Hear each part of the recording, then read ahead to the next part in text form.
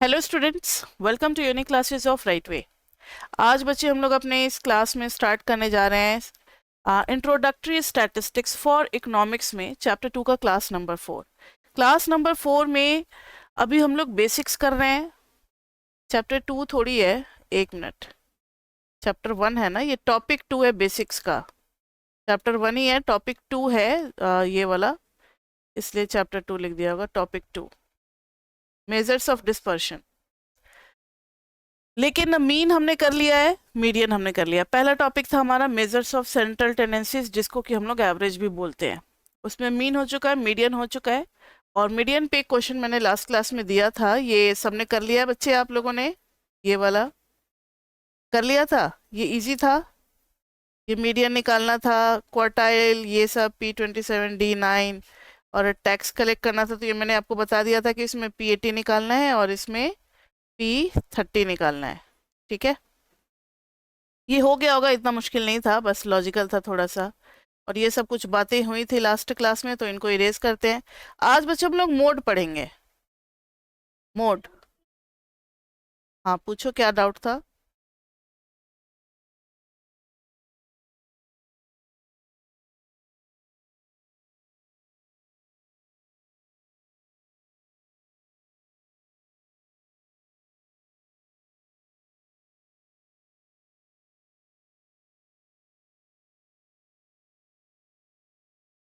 समझ गए समझ गए समझ गए। आप जो पूछना चाह रहे हो कि यहाँ पे इक्वल हाइट तो है नहीं, सबकी हाइट अलग अलग है। यहाँ पे सिर्फ 10,000 का हाइट है, यहाँ पे 30,000 का हाइट है, यहाँ पे 50,000 का हाइट है, यहाँ पे 1 लाख का हाइट है। ठीक है, तो जिस क्लास में लाई कर रहा है ना, उसी क्लास का हाइट लेंगे। ये पोजीशन वैल्यूज के लिए अलाउड होता है। ठीक है, जब हम मीन निकालते हैं तो फिर हाइट को एडजस्ट करते हैं, सारे हाइट को इक्वल करते हैं। लेकिन मीडियन, क्वार्टाइल, डिसाइल्स, परसेंटाइल्स के लिए हाइट को एडजस्ट करने की जरूरत नहीं है। जो जिस क्लास का हाइट है उसी हाइट से मल्टीप्लाई कर देंगे। ठीक है, हम्म। तो हाइट लेना तो 10K मत लिखना, ऐसे लिखना 10,000, यहाँ पे 30,000 हाइट ले लेना पूरा, और यहाँ पर ले लेना 50,000 हाइट ले लेना, और यहाँ पे 1 लाख मतलब 50 लगा देना। ठीक है, इस तरीके से। और इसका हाइट तो मतलब लेना ही नहीं है, ये तो 2 लाख एंड अबव है। तो जहां तक लेना चाहो, जैसे 1 लाख है, आप पैटर्न भी देख सकते हो, आपकी मर्जी। यहाँ पर हाइट कुछ नहीं लेना। ठीक है, चलो आगे बढ़े। मोड, मोड जो है वो मैक्सिमम रिपीटेड वैल्यू को बोलते हैं। क्या बोलते हैं? Maximum repeated value. आपने मॉडल सुना होगा, कि मॉडल्स जो रैंप वॉक करती हैं या करते हैं, तो मॉडल को रैंप वॉक कराया जाता है इस इंटेंशन के साथ कि जिस भी चीज को ये शो कर रहे हैं, जिस भी चीज को ये डिस्प्ले कर रहे हैं, वो आइटम हमारा सबसे ज्यादा मार्केट में बिके। मान लो कोई बैग को कर रहे हैं, या कोई ज्वेलरी को कर रहे हैं, या कोई ड्रेस को, पर्टिकुलर चीज को, शूज को कर रहे हैं, तो उनको मॉडल इसीलिए कहा गया है कि this thing is to be, मतलब इसको ज़्यादा हम लोग इंटेंशन के साथ is to be sold maximum number of times, या मोस्ट सोल्ड आइटम इसको बनाना चाहते हैं हम लोग। तो मोड भी, मोड से ही मॉडल बना है। Mode is maximum repeated value. अगर कोई चीज़ सबसे ज़्यादा टाइम रिपीटेड है तो वो मोड हो जाएगा। तो मोड को हम लोग रिप्रेजेंट करते हैं MO से। ये आपके डिवोर बुक में भी MO ही है। ठीक है, MO ही है। अब मोड के लिए हम लोग तीनों टाइप के सीरीज में देखेंगे। सबसे पहला है individual series. Individual series, individual series में देखना बच्चे, क्वेश्चन किस तरीके से दिया रहेगा। तो क्वेश्चन हमें दिया रहेगा x, हर चीज डिस्प्लेड रहेगा, जितनी बार आ रहा है वो उतनी बार लिखा जाएगा। लाइक 2 3 4 5 7 5 2 5 5 4 5 9 5। देख करके आपको आइडिया लग गया होगा कि मैम 5 पे ज्यादा फोकस करिए, मोड है 5। लेकिन करना कैसे है? अभी तो बहुत कम डेटा है आपके स्क्रीन पे, तो आप बड़ी आसानी से पता लगा पा रहे हो कि मोड आपका 5 होगा। लेकिन जब ज़्यादा डेटा होगा, तो ऑलरेडी सारे सॉफ्टवेयर पैकेज बनाए हुए आते हैं। आपको सिर्फ उसमें डेटा की एंट्री करनी है और वो सब कुछ बना करके दे देगा। ज़्यादा दूर नहीं, आपको 4th सेम में ही पढ़ना है सॉफ्टवेयर पैकेज। तो इकोनोमेट्रिक्स थ्रू आर जब हम लोग पढ़ाएंगे तो वहाँ पे आप सारा सॉफ्टवेयर का यूज़ करोगे। यूज़र डिफाइंड सॉफ्टवेयर बने होते हैं, उनको कैसे यूज़ करना है डेटा के साथ, वो हम लोग देखेंगे सेमेस्टर 4th में। तो सॉफ्टवेयर सीधा ये बना देगा, एक्स और फ्रीक्वेंसी बना देगा। फ्रीक्वेंसी मतलब नंबर ऑफ टाइम्स रिपीटेड, लेकिन फ्रीक्वेंसी डायरेक्टली नहीं बनाता, पहले वो स्टोर करता है टेली मार्क्स में। टेली मार्क्स याद आ रहा है, जब पहली बार आपने स्टैट्स पढ़ा था तब टेली मार्क्स आपको पढ़ाया गया होगा। देखो सबसे पहला डेटा आ गया 2 लिख दिया, इसको क्रॉस कर दो, एक बार आया। नेक्स्ट आइटम है 3, क्या ये 3 पीछे किसी डेटा से मैच करता है? तो नहीं, पहले 2 था, 3 इज न्यू डेटा, तो न्यू डेटा है तो नई एंट्री होगी 1, इसको भी कैंसिल कर दो। 4 जो यूज होता जा रहा है उसको अलग ग्रुप में डालते चलो। 5 7 न्यू, अब 5 रिपीट हो रहा है तो एक और डंडा दे दो। 2 रिपीट हो रहा है, 5, देखो यहाँ तक हम लोग पहुंच चुके हैं।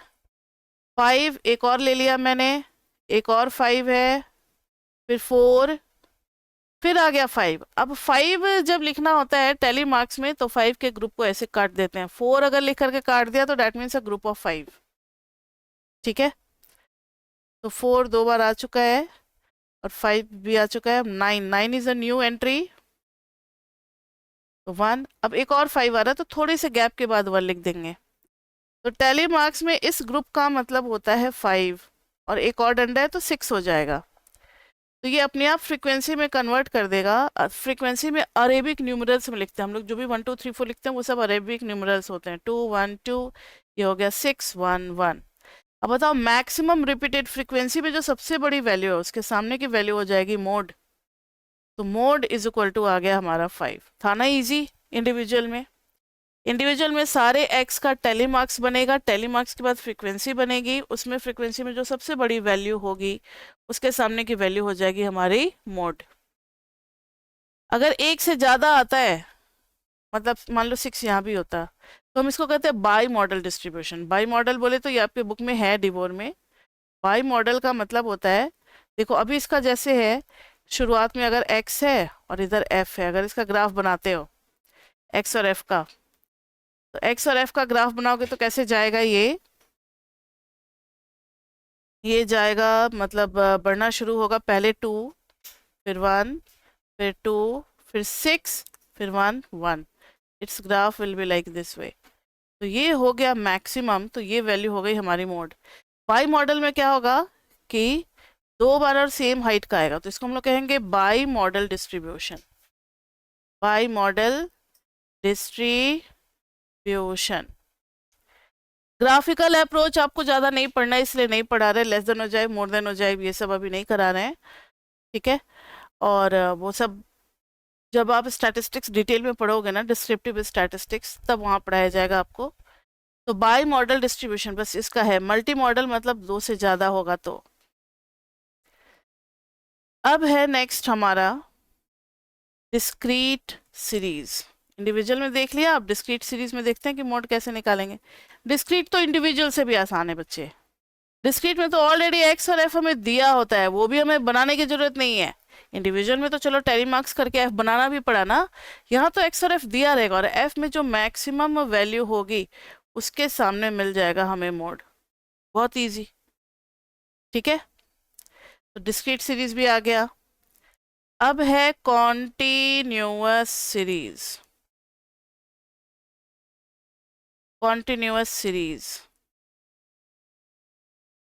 कॉन्टिन्यूअस सीरीज में थोड़ा सा है जो कि ध्यान देना पड़ेगा। इसमें तो हमेशा क्लास मिलेगा, 0 to 10, 10 to 20, 20 to 30, 30 to 40, 40 to 50। Frequency 2 3 9 5 8। अब देखो इसमें फ्रीक्वेंसी सबसे बड़ी फ्रीक्वेंसी 9 है, तो एक बात तो क्लियर हो गया कि ये जो क्लास है इसी में कहीं ना कहीं मोड मिलने वाला है, इसलिए इसको बोलेंगे model class. Model class is the class which has highest frequency या which has most of the data repeated from the class. जिस क्लास से सबसे ज्यादा डेटा आ रहे हैं वो हमारा कहलाएगा मॉडल क्लास। समझ में आ रही बात मॉडल क्लास की? ठीक है, अब एक बात ध्यान से सुनो।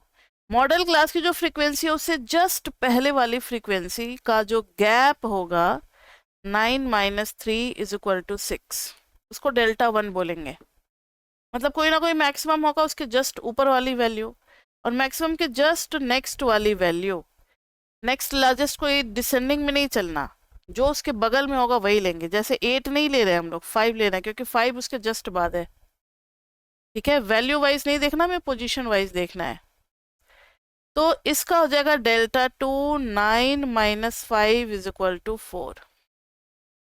और मोड का फॉर्मूला बन जाता है mode = L plus delta one by delta one plus delta two into H.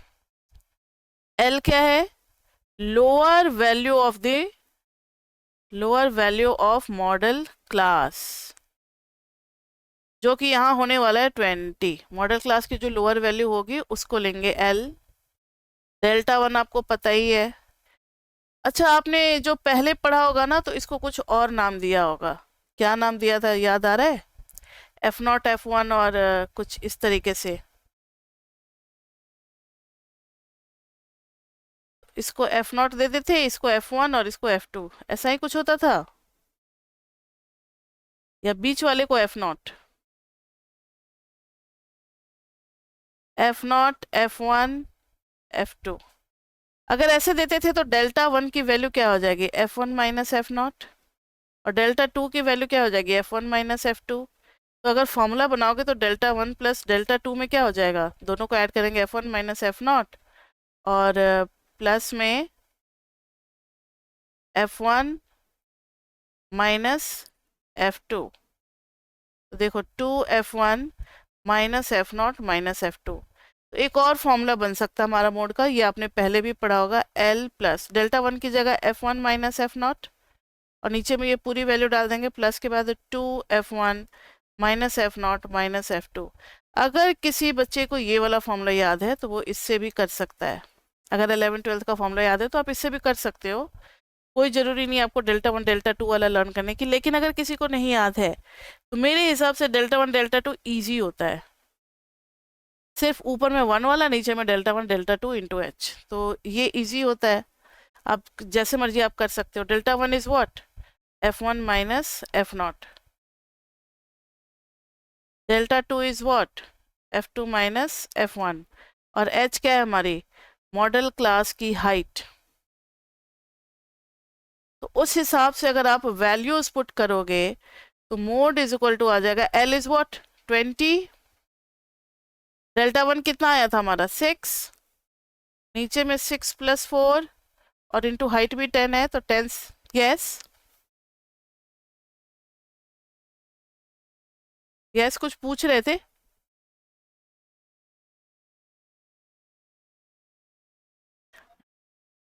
हाँ हाँ, लिखा तो है मैंने F1 - F2। हमेशा मैक्सिमम में से ही माइनस करेंगे ना उसके बगल वाली वैल्यू। वो मैक्सिमम है तो उसी में से कभी नेगेटिव नहीं हो सकता डेल्टा वन डेल्टा टू। ठीक है,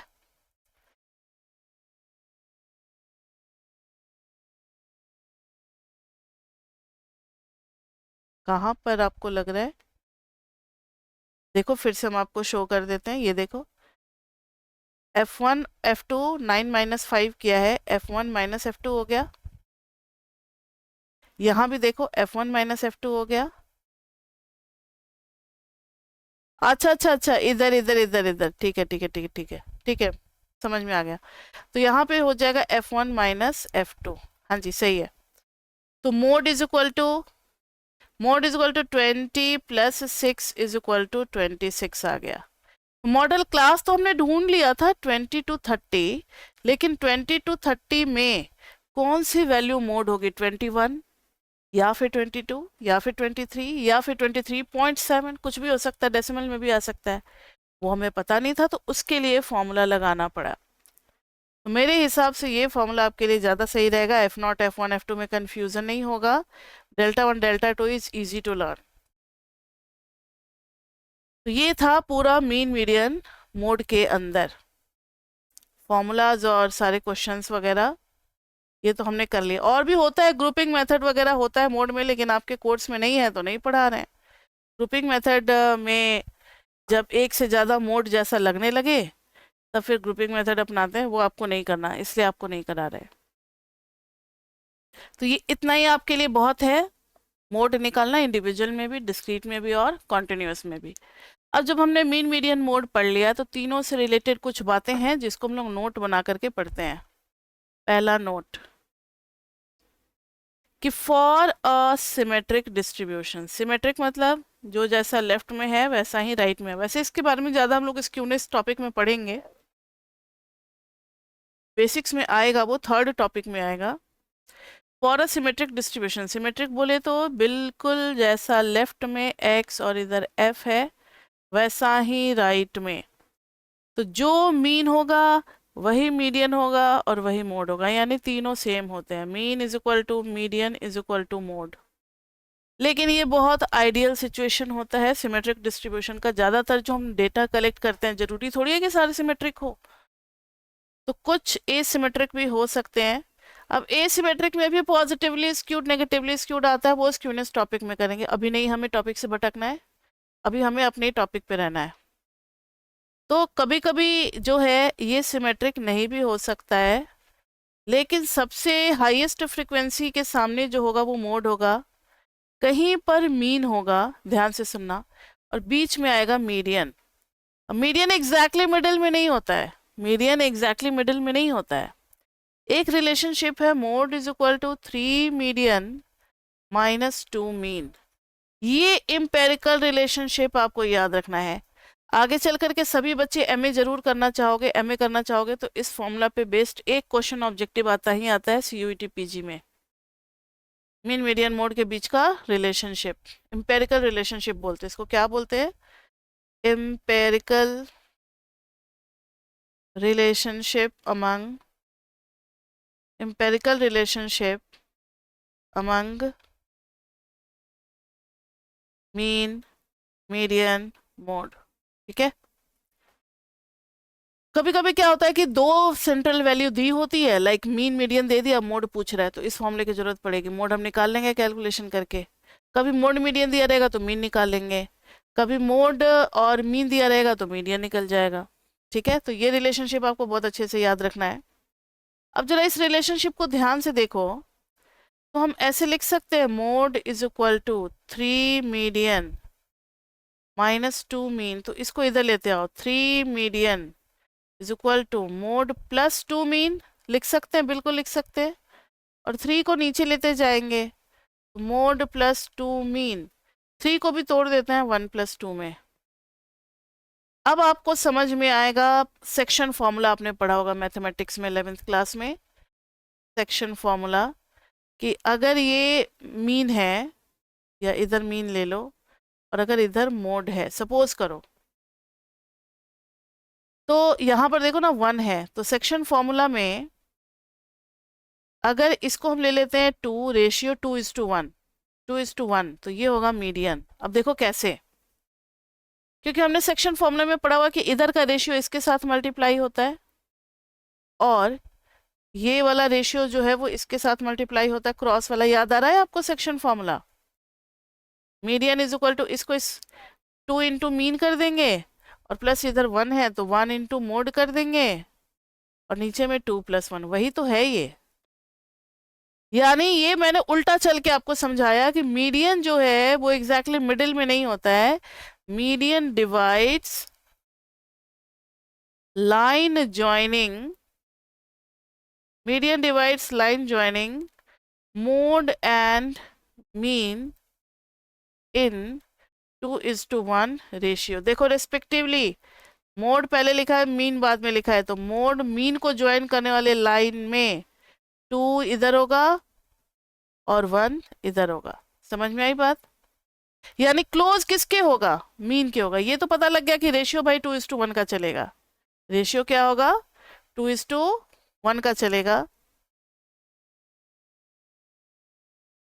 रेशियो जो होगा वो 2:1 का चलेगा। तो क्लोजर इधर होगा, तो इधर हो गया 1 और इधर हो गया 2, तो ये 2 और ये 1। समझ में आई बात? मीडियन हो गया। तो ये मीडियन का ज्योमेट्रिकल पोजीशन होता है अगर वो सिमेट्रिक नहीं है तो। अभी इसको हम लोग पॉजिटिवली स्क्यूड बोलेंगे। पॉजिटिवली स्क्यूड इसलिए, बस जान लो, डिटेल में आगे पढ़ना है, क्योंकि इसका लॉन्ग टेल जो है वो राइट साइड में है, और अगर यही चीज लेफ्ट में हो गया तो अब आप समझ चुके हो, बीच में आएगा मोड, इधर आएगा कहीं मीन, और फिर मीडियन जो होगा वो इसको कितने पार्ट में डिवाइड करेगा, 1, और ये हो गया 2, 1:2 में। समझ में आई बात? इसको बोलेंगे नेगेटिवली स्क्यूड। अब स्क्यूड क्या होता है? जो सिमेट्रिक नहीं होता है वो स्क्यूड कहलाता है। अगर लॉन्ग टेल लेफ्ट साइड में है तो नेगेटिवली स्क्यूड, अगर लॉन्ग टेल राइट में है तो पॉजिटिवली स्क्यूड बोलते हैं। और स्क्यूनेस हम लोग फिर अलग से पढ़ेंगे डिस्पर्शन के बाद। अब बताओ, मीन मीडियन मोड कंप्लीट हो गया, इसमें आपको कहीं पे कोई दिक्कत? नहीं। मीन मीडियन मोड में मैंने जितना पढ़ाया उतना काफ़ी है, उससे ज़्यादा पढ़ने की ज़रूरत अभी नहीं है। उससे ज़्यादा जाओगे तो एक बहुत बड़ा चैप्टर होता है, 15-20 क्लास लगेगा मीन मीडियन मोड को ही पढ़ाने में। 20 क्लासेस, जी हाँ बिल्कुल, उसमें डिफरेंट डिफरेंट वेराइटीज़ के क्वेश्चन होते हैं, सारे करवाने पड़ेंगे। उतना डिटेल में आपको नहीं करना, आपको आइडिया होना चाहिए मीन मीडियन मोड का, क्या उनके बीच का रिलेशनशिप होता है ये पता होना चाहिए, थोड़ा बहुत ग्राफ हल्का फुल्का पता होना चाहिए। इतना काफ़ी है जो मैंने डिज़ाइन किया है आपके लिए बेसिक्स में। तो पहला बेसिक्स का टॉपिक कंप्लीट। मैंने बताया था कि बेसिक्स में जो हम लोग पढ़ाएंगे डिवोर्स से पहले वो है एवरेजेस, एवरेजेस के बाद पढ़ाएंगे डिस्पर्शन, डिस्पर्शन के बाद पढ़ाएंगे स्क्यूनेस, मोमेंटम, कर्टोसिस वाला टॉपिक। इतना हम लोग 3 टॉपिक पढ़ाएंगे, इसमें से टॉपिक 1 डन, एवरेज खत्म हो गया। अब हम लोग डिस्पर्शन पे चलते हैं। हाँ जी बच्चे, तो लिखना बेसिक्स टॉपिक 2 डिस्पर्शन स्टार्ट हो रहा है हमारा। इसमें भी 2 से 3 क्लासेस तो ज़्यादा नहीं लगेगा, 3 क्लास में हो जाएगा ये डिस्पर्शन। डिस्पर्शन का मीनिंग, सबसे पहले आपने वर्ड जो डिस्पर्सल सुना होगा या डिस्पर्स, आपने कभी सुना हुआ है डिस्पर्स? ऐसा कमांड आपको कभी दिया गया है? याद करो बचपन में भी, जब स्कूल की असेंबली लगती थी, याद करो, प्रेयर हो गया, थोड़ा बहुत ड्रिल भी करवा दिया, एक्सरसाइज भी करा, विंटर सीजन में थोड़ा बहुत स्ट्रेचिंग एक्सरसाइज भी करवाते थे। प्रेयर हो गया, सारा कुछ हो गया, सारे यूनिफॉर्म चेकिंग वगैरह हो गया, सब कुछ हो गया। उसके बाद से जब क्लास में जाना होता था तो असेंबली में बोलते थे ना डिस्पर्स, ड्रम के साथ एक कमांड दिया जाता था, नाउ डिस्पर्स एवरीबॉडी, डिस्पर्स। उसका मतलब होता था कि every child should go to their respective classroom in a queue, बहुत ऑर्डर्ड तरीके से जाना है, डिसिप्लिन काफ़ी होता है स्कूल में, तो ऐसे भाग करके नहीं चले जाना, क्यू में सारे लाइन अपने अपने क्लास में जाएंगे। पता नहीं आप लोगों के साथ ऐसा, दिल्ली में तो जगह बहुत कम होता है, पता नहीं असेंबली होती है या नहीं होती है, लेकिन फिर भी होता ही होगा, बहुत सारे स्कूल में तो इतना नहीं होता। तो डिस्पर्शन में डिस्पर्स आपने वहां पे सुना, डिस्पर्स मतलब अब जो आप इतना अटेंटिव हो, अब थोड़ा डिस्पर्स हो जाओ, आप अपने अपने जगह पे चले जाओ। डिस्पर्सन भी वही मीनिंग है। अगर आपके पास डेटा है, मान लो 50 डेटा है, उसको मैंने ग्राफ में लोकेट कर दिया, इधर भी 50 डेटा को ग्राफ में लोकेट कर दिया। अब आप बता सकते हो कि दोनों में से ज्यादा डिस्पर्स्ड कौन सा है, ए या बी? बताओ जल्दी से, ग्रुप ए या ग्रुप बी? ग्रुप ए में, हाँ जी बोलो, माइक अनम्यूट किया था। नहीं, ग्रुप ए ज्यादा डिस्पर्स्ड है, डिस्पर्स मतलब फैला हुआ, स्कैटर्ड, दूर दूर। बी में देख नहीं रहे हो, ज्यादा क्लोज क्लोज है डेटा। ए में देखो। हाँ हाँ हाँ, डिस्ट्रीब्यूट करना, ये मैंने सारे, जैसे मान लो ये होगा 2 3, ये होगा 4 5, लाइक दिस वे डेटा को मैंने एक्स और वाई पेयर ऑफ डेटा है, उनको मैंने ग्राफ पे लोकेट किया।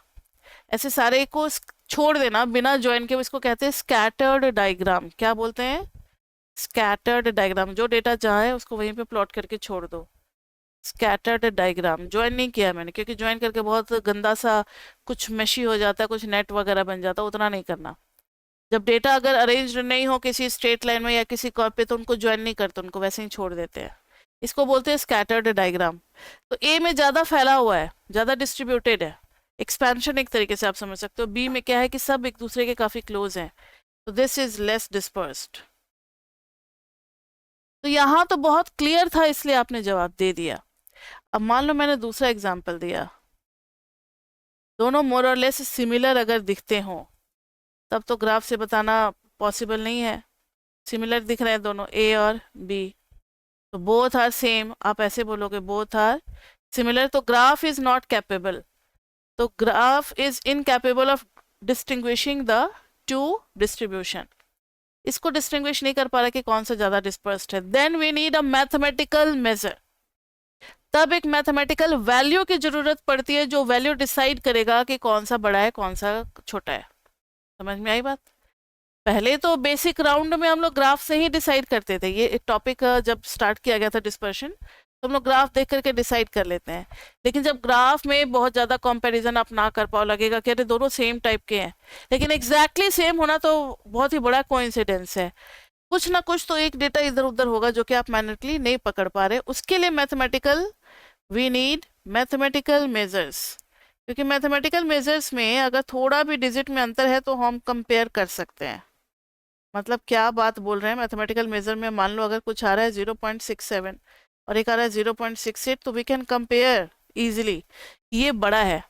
तो ऐसा ही कुछ मैथमेटिकल मेजर्स की हमें ज़रूरत पड़ी। अब कौन कौन से मेजर्स हमें पता होने चाहिए जो कि डिस्पर्शन को मेजर करते हैं, इसलिए इस टॉपिक का नाम है मेजर्स ऑफ डिस्पर्शन। समझ में आया? जैसे फिल्म का ट्रेलर नहीं होता है, मेजर्स ऑफ डिस्पर्शन, तो क्यों है इस टॉपिक का नाम वो समझ गए हम लोग, मेजर्स ऑफ डिस्पर्शन। इसमें क्या क्या पढ़ना है? पहला बहुत ही इजी, रेंज। दूसरा है क्वार्टाइल डेविएशन। देखो अब जो हमने टॉपिक 1 में पढ़ा था ना लास्ट क्लास में, क्वार्टाइल निकालना, मीडियन निकालना, मोड निकालना, वो सब का जरूरत सेकंड टॉपिक में पढ़ने वाला है। Quartile deviation, third is mean deviation. Full form आप लिख लोगे क्वार्टाइल डेविएशन। यहां पर है बच्चे mean deviation, mean deviation fourth. अब मंडे से जो हमारी क्लासेस है ना, वो हम आपको अनाउंस कर दें, मंडे से MWF में अब मैथ्स चलेगा डेली 6 to 7:30, आप मेरे साथ आओगे। TTS में स्टैट्स चलेगा 6 to 7:30। 7:30 के बाद, अब वो चाहे क्लास मेरा 7:15 पे खत्म हो, 7:20, जब भी क्लास हमारा ओवर होगा उसके बाद ऑटोमेटिकली शिफ्ट कर जाता है हमारा डाउट क्लास, जहाँ पे आप पर्सनली मेरे से इंटरेक्ट कर सकते हो, कोई भी डाउट आप मेरे से पूछ सकते हो, सब्जेक्ट रिलेटेड या फिर अपना टेक्निकल इश्यूज से रिलेटेड कुछ भी पूछ सकते हो, उसको सॉल्व किया जाएगा, ठीक है? तो मीन डेविएशन, उसके बाद यस,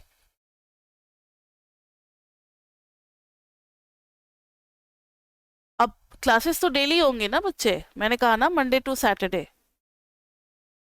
सिर्फ, हाँ बोलो। हाँ, हमारे पास दो ऑप्शंस थे, मैंने सभी बच्चों से उनका व्यू जाना कि हम लोग 3 days भी कर सकते हैं। उस केस में आपको मुझे 3 hours देने पड़ेंगे, 1.5 hour for maths, 1.5 hour for stats. बच्चे बोल रहे थे कि नहीं मैम, कॉलेज के बाद हम लोग थक जाते हैं, 4 o'clock कॉलेज खत्म होता है, उसके बाद से हम लोग इतने ज़्यादा थक जाते हैं कि अब 3 घंटा फिर आपके साथ बैठेंगे, तो शुरुआत का 1-1.5 घंटा तो अच्छा जाएगा, बाद में जो आप पढ़ाओगे उसमें इंटरेस्ट कम हो जाएगा। तो फिर मैंने 6 days आपके लिए डिज़ाइन किया। अभी आप सेम 1 में हो ना, आपके लिए नया नया है। जैसे जैसे आप थोड़ा मेच्योर हो गए, मेच्योर आप एक ही सेमेस्टर में बहुत फर्क पड़ने लगेगा, आप देखना। सेमेस्टर थर्ड तक आते आते जो बच्चे सीरियस होते हैं पढ़ने में, वो इतने इंटेलिजेंट हो जाते हैं और इतने कैपेबल हो जाते हैं कि वो एक बार में 10-10 घंटा बैठ के पढ़ते हैं। ई कॉर्नर्स में आपको मैराथन क्लासेस भी मिलेंगी। अभी ज्यादा देर नहीं, आप 1 ही 2 महीना रुक जाओ, एग्जाम से जस्ट पहले जब आपका क्रैश कोर्स लगाएंगे ना, तो 5-5 6-6 घंटा बैठ के पढ़ेंगे, उसमें भी आप बैठ के आराम से पढ़ लोगे। तो वो धीरे धीरे मैच्योरिटी लेवल आपका बढ़ता जाएगा, तब आप बैठ पाओगे। अभी शुरुआत में 1 से 1.5 घंटा बहुत है, ठीक है? उसका से सेल्फ स्टडी भी तो करना है। तो यहाँ देखो CV, ये 5 चीजें हमें पढ़नी है। तो मंडे से ये होगी हमारी टाइमिंग। अभी आज तो क्या है, आज थर्सडे है, तो आज है स्टैट्स, और फ्राइडे कल है स्टैट्स, और सैटरडे को टेस्ट है, तो सैटरडे को कोई क्लास नहीं होगी, सिर्फ टेस्ट होगा। उसके बाद से मंडे से हमारी क्लासेस रेगुलर हो जाएगी, और जैसे ही कोई भी चैप्टर खत्म होता है उसका टेस्ट जो है वो कमिंग सैटरडे या संडे को भी हो सकता है। सैटरडे इवनिंग में रखेंगे टेस्ट, ये आपको पता है। अब जैसे चैप्टर 1 हम लोग कर रहे हैं स्टैट्स में, कि जिस भी दिन खत्म होगा उसके बाद से एक डाउट क्लास लगेगी, उसके बाद से ऑटोमेटिकली टेस्ट हो जाएगा। 2-3 दिन के गैप के बाद हम लोग टेस्ट रख देते हैं। CV is coefficient of variation. बोलो।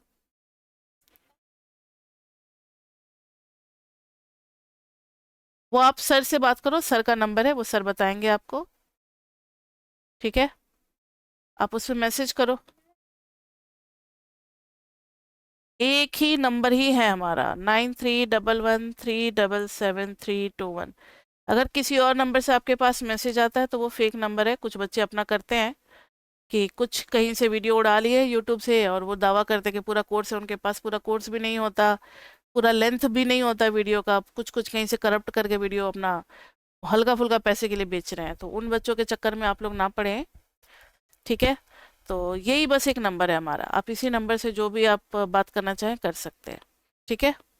ज्वाइन, जब आप सब्सक्रिप्शन लोगे, आप ज्वाइन करोगे ना, तो तब फिर आपको मेरा पर्सनल नंबर दिया जाता है। उस नंबर पे आप अपना डाउट का फोटो खींच करके भेजोगे डाउट सेशन के लिए, तो फिर वो आपका हैंड टू हैंड डाउट जो है वो डाउट क्लास में क्लियर कर दिया जाता है, ठीक है? अभी आपको मेरा पर्सनल नंबर नहीं मिलेगा, वो एडमिशन लेने के बाद मिलेगा, वो बाद की बात है। अभी तो हम लोग आते हैं मेजर्स ऑफ डिस्पर्शन पे। अब अगर कुछ और पूछना होगा तो अब क्लास के बाद रुक करके पूछ लेना, ठीक है? अगर दिमाग में कोई और विचार है तो। अभी हम लोग अपने सब्जेक्ट पे आते हैं वापस। Measures of dispersion. Measures of dispersion में बच्चे रेंज पढ़ना है सबसे पहले हमें, quartile deviation, mean deviation. Mean deviation मतलब डेविएशन का भी average, mean, standard deviation, CV. ये है आपके कोर्स में डिवोर में। क्वार्टाइल डेविएशन भी बस एक जगह लिख दिया हुआ है, हल्का सा फॉर्मूला। अब कैसे निकलता है क्वार्टाइल ये सब कुछ नहीं बताया हुआ है, इसलिए हमें पूरा पढ़ना पड़ रहा है। मीन डेविएशन भी एक जगह लिख दिया हुआ है। तो ये तीनों चीजें आपको एक एक लाइन में बस कंप्लीट कर दिया हुआ है। तो ये तीनों चीजें हमें पढ़नी है, और इस पे तो डबल स्टार लगा लो। स्टैंडर्ड डेविएशन की प्रॉपर्टीज भी हमें पढ़नी है जो एग्जाम में आ सकता है। तो अब आगे बढ़ते हैं। सबसे पहला टॉपिक हम लोग कवर करने चल रहे हैं रेंज। रेंज बहुत ही प्यारा और बहुत सबसे इजी टॉपिक है पूरे स्टैटिस्टिक्स का। रेंज क्या है?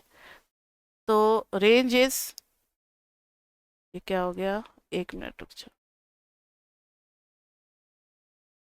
Range is maximum minus minimum. Simple सा इसका फंडा है कि जो मैक्सिमम वैल्यू होगी उसमें से मिनिमम को माइनस कर देना है, वो हो गया रेंज। तो इंडिविजुअल में अगर मान लो मैंने आपको क्वेश्चन दिया, x आ गया 2, 3, 7, 9, 12, तो इसमें रेंज कितना हो जाएगा बताओ? मैक्सिमम है 12 और मिनिमम है 2, तो 12 माइनस 2 इज इक्वल टू 10। अब आप कहोगे ये रेंज कहाँ यूज किया जाता है, तो आप किस कहीं सुनते होंगे एज ग्रुप, कोई कंपटीशन हो रहा है स्पोर्ट्स का या स्केटिंग का या स्विमिंग का, किसी भी चीज का, तो वहां लिखा होता है कि ये जो है कंपटीशन, ये एज ग्रुप 8 to 12 ईयर्स के बच्चों के लिए है। अब 8 to 12 ईयर्स मतलब वहाँ पे रेंज 4 ईयर्स का रखा गया है। बायोलॉजिकली 4 ईयर्स के अंदर के सभी बच्चों का जो है वो एक ही लेवल रहता है, तो उनके बीच में कंपटीशन अरेंज किया जा सकता है। अब 8 साल के बच्चों का 25 साल के किसी बच्चे से कंपेयर कर दें तो वो तो नाइंसाफी होगी ना, 25 साल वाला जीत जाएगा। तो एज ग्रुप में रेंज को मेंटेन किया जाता है। क्विज कंपटीशन होता है या कुछ भी होता है तो एज ग्रुप रखा जाता है, ठीक है बच्चे? तो इंडिविजुअल में रेंज इस तरीके से निकलता है। अब जरा देखना, अगर एक्स है रुपीज में, 10 रुपीज, 20 रुपीज, 15 रुपीज, 30 रुपीज, और वाई है ईयर्स में, एज है अगर ये वाई जो है वो एज का डिस्ट्रीब्यूशन है, 8 ईयर्स, 12 ईयर्स, 10 ईयर्स, 20 ईयर्स, ठीक है? तो आप यहाँ पर रेंज निकालोगे, रेंज ऑफ एक्स, तो ये क्या निकलेगा बताना? 30 माइनस 10 इज इक्वल टू 20, यानी कि ₹20। और इधर रेंज ऑफ y निकालोगे तो 20 minus 8 is equal to 12 years. अब बता सकते हो कि दोनों में से किस में ज्यादा रेंज है, किस में ज्यादा डिस्पर्शन होगी? जिसका ज्यादा रेंज उसका ज्यादा डिस्पर्शन होगा। बता सकते हो किस में होगा ज्यादा?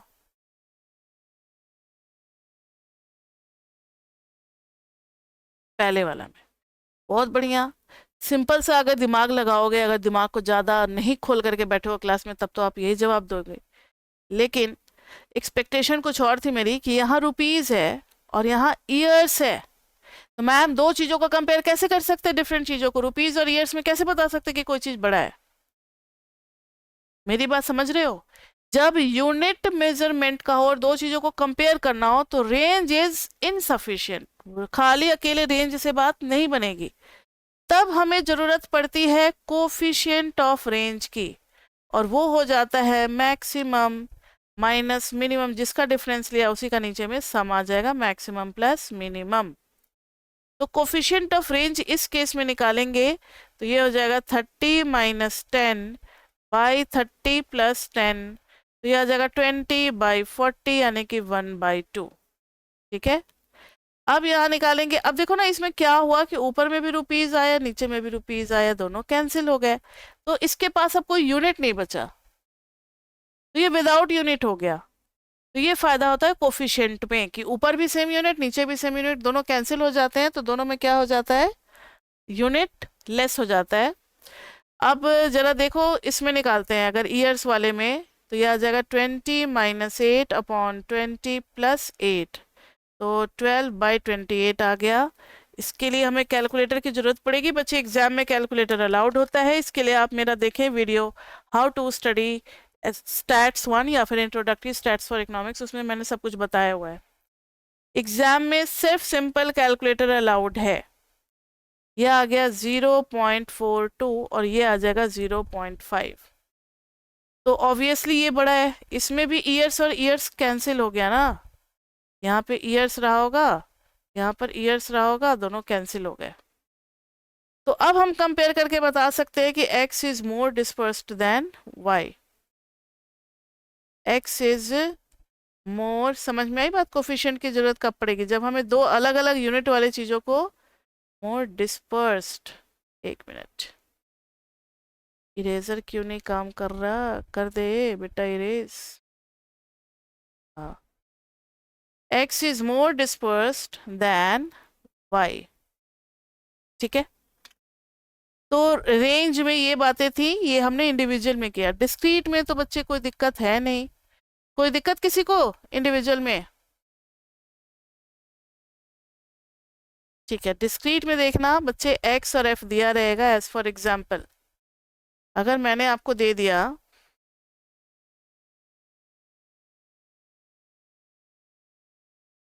स्क्रॉल क्यों नहीं हो रहा, एक मिनट, हाँ, अगर मैंने आपको दे दिया 3 2 7 9 25 18 30, बता सकते हो इसमें रेंज क्या होगा? मैक्सिमम वैल्यू कौन सी है और मिनिमम कौन सी है? बहुत बहुत बढ़िया।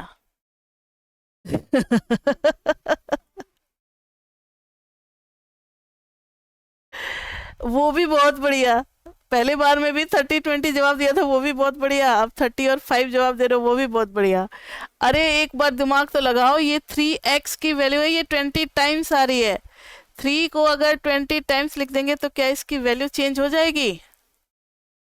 नहीं। 9 को 30 टाइम्स लिख देंगे तो क्या 9 की वैल्यू बदलने वाली है? तो ये होगा मैक्सिमम और ये होगा मिनिमम। इसमें आपकी गलती नहीं है। आज तक मैंने जितनी बार भी क्वेश्चन पूछा है सारे बच्चों ने ऐसे ही जवाब दिया है। उनको कंफ्यूजन हो जाता है कि अरे मैम मैक्सिमम मिनिमम पूछ रही है, सीधा देखो और बता दो। आप क्लास 2 या 3 में तो नहीं बैठे हो ना, आप कॉलेज में आ गए हो बच्चे, तो कुछ तो दिमाग लगा। हाँ जी बोलो। 2 भी है, लेकिन 2 कितनी बार, अच्छा हाँ, अरे हाँ 2 पे तो मेरा नजर गया ही नहीं। देखो, इसको कहते हैं ना कि गुरु जो है वो गुड़ रह गया और चेला चीनी बन गया, एक कहावत है। गुड़ से ज्यादा महंगा बिकता है ना चीनी, आजकल तो खैर गुड़ ज्यादा महंगा बिकता है हेल्थ के ग्राउंड पे। तो रेंज देखो, रेंज कितना आ गया, मुझे हंसी आ रही थी इसलिए वो हो गया 9 - 2। मैक्सिमम कितना है 9 और मिनिमम डेटा है 2, तो मैक्सिमम हो गया 9, मिनिमम हो गया 2, तो 9 - 2 कितना आ गया बताओ? 7। और अगर कोफिशिएंट ऑफ रेंज निकालना होगा तो 9 - 2/9 + 2 यानी 7/11। ठीक है, तो डिस्क्रीट में हम कंफ्यूज नहीं होंगे। एफ की वैल्यू से हमें एक्स की वैल्यू देखना है, एक्स हमारा डेटा है, एफ तो ऐसे ही बस कंफ्यूज करने के लिए दिया, वो फ्रीक्वेंसी है वो। समझ में आ गई बात? अब उम्मीद करते हैं कि कॉन्टिन्यूस में मुझे सही जवाब मिले। यहाँ तो मिल ही जाएगा, मुझे पक्का पता है। अरे यार स्क्रॉल तो हो जा।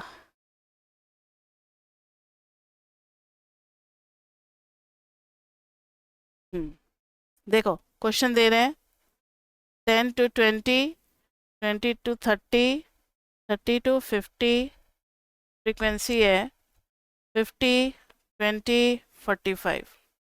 अब बताओ इसमें मैक्सिमम वैल्यू और मिनिमम वैल्यू कौन सी है?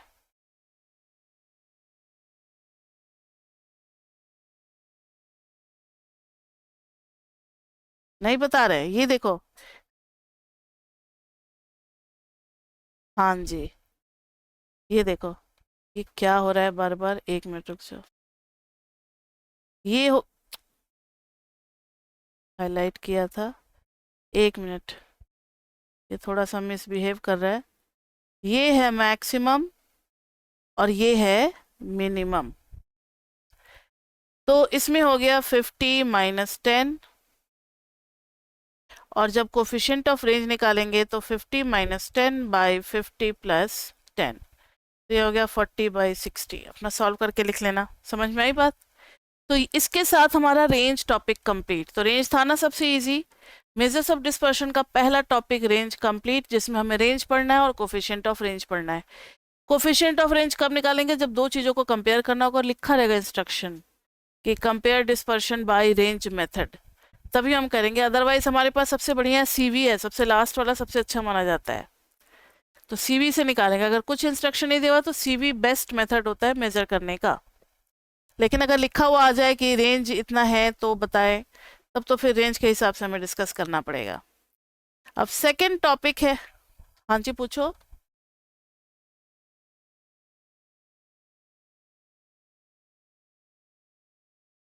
हाँ हाँ, अकेला है तो उसमें भी हो जाता है, लेकिन मैं, हाँ, दो अलग अलग अगर है सीरीज, दो अलग अलग ग्रुप है, तब कंपेयर करने के लिए हम लोग कोफिशिएंट ऑफ रेंज निकालते हैं, ठीक है।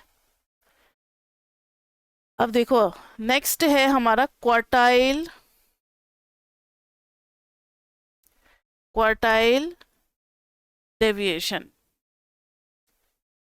क्वार्टाइल डेविएशन में बच्चे लास्ट क्लास में ही हम लोगों ने देखा था Q1 Q3 निकालना in all types of series. Individual में भी डिस्कस किया हुआ है, डिस्क्रीट में भी किया हुआ है, कॉन्टिन्यूस में भी किया हुआ है। तो Q1 Q3 वाले में क्या करना है, एक कोई भी क्वेश्चन ले लेते हैं इंडिविजुअल।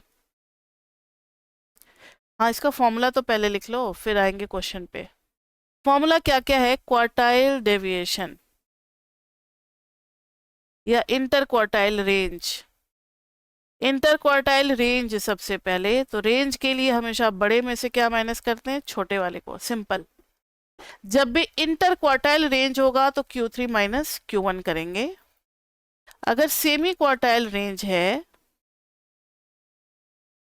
सेमी क्वार्टाइल रेंज है, सेमी वर्ड लग गया तो बच्चे क्या होगा फॉर्मूला, बताओ। Q3 माइनस Q1 बाई 2 हो जाएगा। अगर हम लोग क्वार्टाइल डेविएशन की बात करें तो ये भी Q3 माइनस Q1 बाई 2 ही होता है। ये मतलब दोनों सेम होते हैं, चाहे सेमी क्वार्टाइल रेंज बोले या फिर क्वार्टाइल डेविएशन बोले। और अगर कोफिशिएंट ऑफ क्वार्टाइल डेविएशन बोले, कुछ भी निकालने को पूछा जा सकता है, तो ये हो जाएगा Q3 minus Q1 by Q3 plus Q1। तो चारों आपको लॉजिक वाइज फॉर्मूला याद होना चाहिए। रेंज तो सीधा बड़े में से छोटे को माइनस कर देना, सेमी वर्ड लग गया तो बाई 2, क्वार्टाइल डेविएशन में भी बाई 2 होता है, और कोफिशिएंट का तो पता ही है Q3 माइनस Q1 बाई 2। ये चार चीजों का फॉर्मूला याद होना चाहिए। अब आप तीनों टाइप के क्वेश्चन में कर सकते हो। पहला हम लोग लेते हैं इंडिविजुअल सीरीज। तो बी रेडी, आपको करना है ये वाला क्वेश्चन, क्योंकि आप लोगों ने पढ़ रखा है Q1 Q3 निकालना। क्वेश्चन दे रहे हैं, क्वेश्चन में है x 2 9 3 7 12 6 18 11। इसमें आपको निकालना है बच्चे चारों चीजें। क्वार्टाइल, चलो एक ही निकाल लो या चारों निकाल लो, जो भी मैंने आपको बताया। क्वार्टाइल रेंज निकालना है, सेमी क्वार्टाइल रेंज निकालना है, क्वार्टाइल डेविएशन और कोफिशिएंट ऑफ क्वार्टाइल डेविएशन। अगर आपने नोट नहीं किया है तो स्क्रीन हम आपको पूरा डिस्प्ले कर देते हैं। ये सेलेक्ट क्यों हो जा रहा है, वन नोट नॉट रिस्पॉन्डिंग, क्यों नहीं भाई, इसका आज मन नहीं है क्या रिस्पॉन्ड करने का, करो जरा इसको। Q1 Q3 निकालने आता है ना आपको, इंडिविजुअल में मैंने बताया था। सबसे पहले आपको क्या करना है, असेंडिंग ऑर्डर में लिख देना है, और फिर Q1 का फॉर्मूला हो जाएगा n+1 by 4th term, Q3 का हो जाएगा 3n+1 बाई 4th टर्म, दोनों की वैल्यू निकाल करके और चारों फॉर्मूले में पुट कर देना है। तो ज़्यादा से ज़्यादा हम आपको 2 मिनट का समय दे सकते हैं, 2 मिनट आप करें और जब हो जाएगा तो आप मुझे बता देना। और जो बच्चे रिकॉर्डेड लेक्चर से पढ़ रहे हो वो बच्चे पॉज करके वीडियो और खुद से ट्राई करें और उसके बाद से फिर आप मेरे सॉल्यूशन से मैच करना। तो अभी 2 मिनट बाद ये क्वेश्चन करेंगे, टाइम हो गया तो मुझे करना पड़ेगा अब। ठीक है बच्चे, जिन्होंने कर लिया बहुत बढ़िया, जिनसे नहीं हो पाया वो देखें कि कैसे करना है। तो सबसे पहले मैंने आपको फॉर्मूला लिखवाया था लास्ट क्लास में, Q1 is equal to n plus 1/4 term. यहाँ पर n कितना है, 1 2 3 4 5 6 7 8 है। तो Q1 हो जाएगा 8 प्लस 1/4 टर्म, यानी कि 9/4 हो गया 2.25 टर्म। 2.25 टर्म में बच्चे 2 को कहते हैं इंटीग्रल पार्ट और 0.25 को कहते हैं डेसिमल पार्ट। तो 2th टर्म और प्लस डेसिमल पार्ट के साथ होता है next minus this term, current position, next position minus current position. तो बताओ सेकेंड टर्म में कौन सा है, 9 है और थर्ड टर्म में 3 है। तो 9 प्लस 0.25 इंटू 3 माइनस, अरे यार मैंने असेंडिंग ऑर्डर में नहीं लिखा ना, देखो पहली गलती पकड़ी गई। कैसे भाई इस, हाँ हाँ, तो पहले असेंडिंग ऑर्डर में करना पड़ेगा, यही कर लेते हैं। एक्स में पहले 2 3 फिर क्या आएगा 7, फिर नहीं 6 आएगा, 6 7 9, 2 हो गया, 3 हो गया, 6 हो गया, 7 हो गया, 9 हो गया। अब 11 12 18, 11 12 18। तो सेकेंड टर्म बचे 3 है और थर्ड टर्म 6 है, तो उनको यूज करेंगे। तो यहाँ पे आ गया 3.25 into third term is 6 minus second term is 3। तो ये कितना आ गया, ये आ गया 3 प्लस 0.25 इंटू 3 यानी कि 3.75। तो ये Q1 आ गया। Q1 में ये वाला फॉर्मूला इसलिए लगाते हैं क्योंकि पहला जो n/4 डेटा कवर होता है तब जाकर के हमें Q1 मिलता है, और जब 3n/4 कवर होगा तो Q3 मिलेगा। तो Q3 के लिए फॉर्मूला मैंने बताया था 3 इंटू n प्लस 1 बाई, पूरे का बाहर में TH लगेगा, यानी 3 इंटू 8 प्लस 1/4 टर्म। तो 3 इंटू 9/4, 9 3 27/4 टर्म, कितना हो गया 27/4 टर्म, तो 6.75। इसी का पोजीशन का 3 टाइम्स हो जाता है, तो मैंने मल्टीप्लाई कर दिया। अब ये हो जाएगा 6th term plus 0.75 into 7th minus 6th term, ये हो गया 6th term. 1 2 3 4 5 6, this is 11 plus 0.75 into 6th term कौन सा हो गया, 1 2 3 4 5 6, ये हो गया 7th टर्म 12 हो गया, 12। अरे यार स्क्रॉल ही नहीं हो रहा है, नॉट रिस्पॉन्डिंग। हाँ, तो इधर आ जाएगा 12 माइनस 11, ये हो गया 11 प्लस 0.75, ये 1 ही रह गया तो ज़्यादा फायदा हो गया हमें 11.75। अब जो भी निकालना अब आपके पास दोनों वैल्यू आ चुकी है, 11.75 भी आ चुका है और 3.75 भी आ चुका है। तो इंटर क्वार्टाइल रेंज, हालांकि ये कोई सिंबल नहीं होता है स्टैट्स में, I.Q.R, ये नहीं होता है, ये अभी हम लोगों ने लिख लिया है।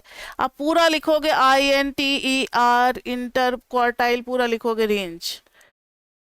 तो ये हो जाएगा Q3 माइनस Q1, जो कि सॉल्व होने के बाद हो जाएगा 11.75 माइनस 3.75, डेट इज 8। अगर सेमी क्वार्टाइल रेंज बोले, ये भी कोई एब्रिविएशन यूज नहीं होता है स्टैट्स में, ये हम लोगों ने बना दिया है Q3 माइनस Q1/2। तो ये हो जाएगा, ये निकाला ही हुआ है 8/2 यानी कि 4। क्वार्टाइल डेविएशन ये तो है बच्चे, ये तो सबको पता है कि Q.D. क्वार्टाइल डेविएशन ही होगा, ये भी वही हो जाएगा Q3 माइनस Q1/2 जो कि 4 ही आ जाएगा। और coefficient of quartile deviation, coefficient of quartile deviation ये हो जाएगा Q3 minus Q1 by Q3 plus Q1, जो कि हो जाएगा 11.75 माइनस 3.75 अपॉन में 11.75 प्लस 3.75। 11 में से 3 जाएगा 8, ऊपर में बच गया 11 3 14 और 15.5, इसको आप अपना सॉल्व करके लिख लोगे। समझ में आ गई बात? तो मैंने इंडिविजुअल में तो क्वेश्चन करके दिखलाया, लेकिन डिस्क्रीट और कॉन्टिन्यूस में आपको होमवर्क मिलेगा, क्योंकि Q1 Q3 हम लोगों ने डिस्कस किया हुआ है। तो आप इसी तरीके से हर क्वेश्चन में बस चेंज क्या होगा, Q1 Q3 निकालने का मेथड चेंज होगा, Q1 Q3 निकालने का मेथड चेंज होगा, और क्या होगा, इंडिविजुअल में इस तरीके से, डिस्क्रीट में जैसे निकलता है CF में वैसे निकालना पड़ेगा आपको। तो नेक्स्ट लिखें डिस्क्रीट। डिस्क्रीट डिस्क्रीट में देखो ना बच्चे, एक्स और एफ दिया होगा, आपको वहां पर क्या करना है, CF करके एक क्लास मिलेगा, एक क्लास मिलेगा Q1 class, Q3 sorry class नहीं, वैल्यू मिल जाएगी, Q1 वैल्यू, यहाँ भी वैल्यू मिलेगी, CF में ढूंढोगे तो यहाँ पे n+1/4, यहाँ पे 3n+1/4, ये सब आपको याद दिला रही है, सब हम लोग कर चुके हैं। उसके बाद से फिर से फॉर्मूला में आप डाल दोगे। तो एक क्वेश्चन आप लिख लें जो कि आपको घर पे करना है, x और f। x में मैंने असेंडिंग ऑर्डर में दे दिया है 3 5 7 12, 5 2 3 4। इसमें आपको निकालना है सब कुछ, वो चारों चीजें, इसको आप अपना करना। उसके बाद से करते हैं कॉन्टिन्यूअस। कॉन्टिन्यूअस में देखना बच्चे, 10 to 20, 20 to 30, 30 to 40, 40 to 50। ये तो अभी हम चेक करेंगे क्लास में कि कॉन्टिन्यूअस कौन कौन से बच्चे कर पा रहे हैं। 3 4 6 2। इसमें आपको निकालना है कोफिशिएंट ऑफ क्वार्टाइल डेविएशन, बस एक ही चीज निकालना है, क्योंकि जो Q1 और Q3 निकाल लेगा वो तो चारों चीजें निकालेगा, तो बस एक ही आपको निकालना है। ये अभी हम आपको 2 मिनट का समय दे रहे हैं, सभी बच्चे इसको ट्राई करें, रिकॉर्डेड वाले बच्चे भी इसको ट्राई करें पॉज करके, फिर बाद में मैच करेंगे, ठीक है? करो, इसको ट्राई करो। देखो, जिन बच्चों को आता है वो लोग अपना करें, आगे बढ़ सकते हैं फास्ट फास्ट, और पीछे से देखते भी रहेंगे कि मैम से मैच करे या नहीं। जब भी कोई पोजीशनड वैल्यूज हमें निकालना होता है, जैसे क्वार्टाइल, डेसाइल्स, परसेंटाइल्स या फिर मीडियन, तो सबसे पहले हमें CF की जरूरत होती है। ये आप मेरे लास्ट वीडियोस देखोगे, उसमें आपको मिल जाएगा। तो CF में 3 आ जाएगा, और फिर CF में 3 + 4 कितना आ जाएगा सर, ये देखते हैं, ठीक है, हाँ 13, और फिर इधर आ जाएगा 15, और जो लास्ट वैल्यू होती है CF की, वही हमारी समेशन F यानी N की वैल्यू होती है, ठीक है? तो यहाँ देखो, सबसे पहले हम लोग निकालेंगे Q1 क्लास। Q1 क्लास हो जाएगा n/4 क्लास। n कितना है, 15, 15/4 क्लास। तो 15/4 करेंगे, कितना हो जाएगा, 7.5 का हाफ, 3.75, यही होगा ना, 3.75। अब 3.75 जो पोजीशन है वो कहाँ मिलेगा हमें, वो हमें यहाँ मिलेगा। आगे बढ़ जाएंगे 7 में, तो this is our Q1 class. तो Q1 की वैल्यू का फॉर्मूला हो जाता है L + n/4 - CF upon F into H। L की वैल्यू कितनी हो गई, 20, n/4 तो 3.75 निकाला ही था, माइनस CF एक पहले वाले क्लास का CF लेते हैं, जस्ट प्रीवियस क्लास, तो 3 है, और फ्रीक्वेंसी उसी क्लास की लेते हैं 4, और हाइट भी उसी क्लास का लेते हैं 10। तो ये आ गया 20 + 0.75 इंटू 10/4।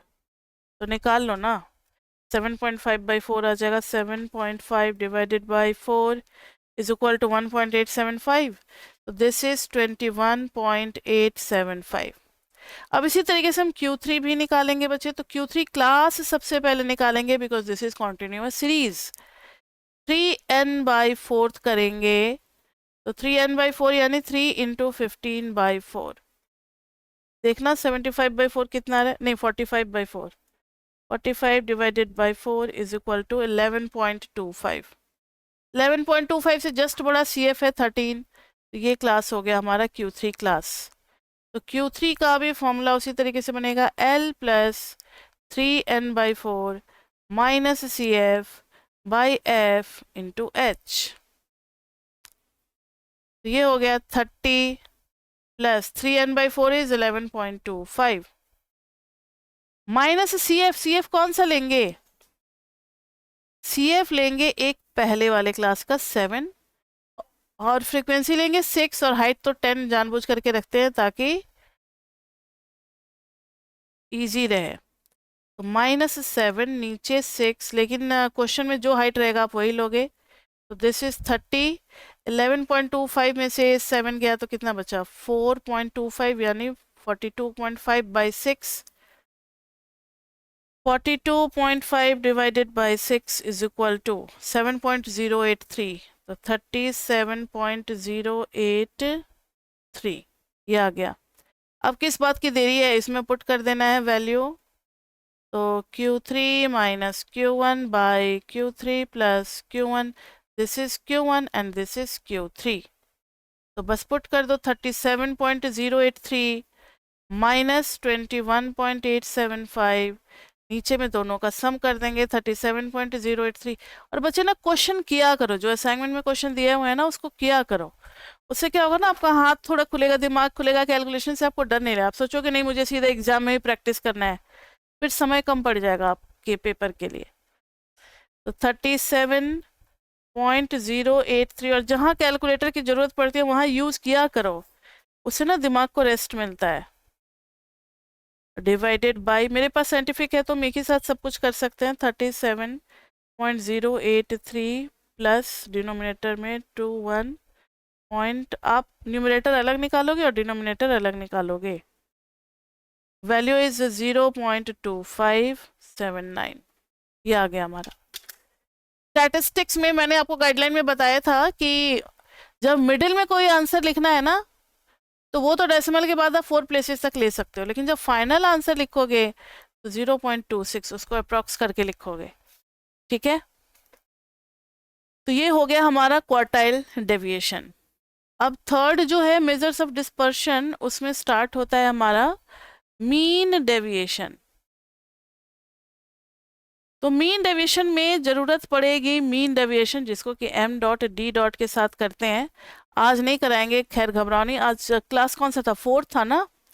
तो next class will be class 5th, chapter 1 basics. ध्यान से सुनो, नेक्स्ट क्लास में क्या होने वाला है? Mean deviation. मीन डेविएशन जो है वो डेविएशन का एवरेज है।